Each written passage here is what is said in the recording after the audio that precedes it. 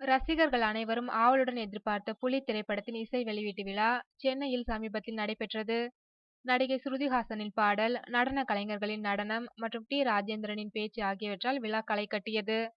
விழாவில் புலி படத்தின் இசை விஜயின் அம்மா ஷோபா சந்திரசேகர் வழங்க, விஜயின் மனைவி சங்கீதா பெற்றுக்கொண்டார்.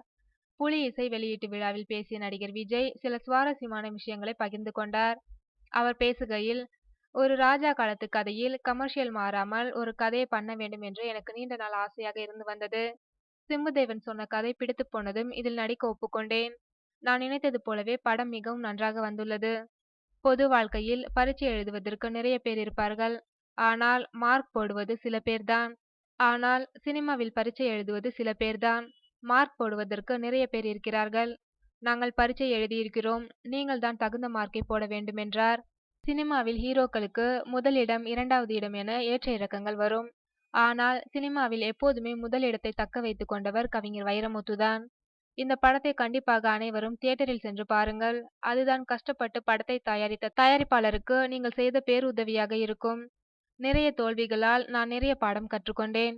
என்னுடைய ஒவ்வொரு வெற்றிக்கு பின்னும் நிறைய அவமானங்கள் இருக்கின்றது. அடுத்த நிமிடம் என்பது நிச்சயமில்லாத வாழ்க்கை. எனக்கும் என் ரசிகர்களுக்கும் மற்றவர்களை வாழ வைத்துதான் பழக்கம்.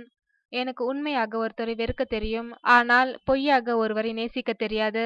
பேச்சின் இறுதியில் சில குட்டி கதைகளையும் சொல்லி ரசிகர்களை வெகுவாக ரசிக்க வைத்தார் நடிகர் விஜய்.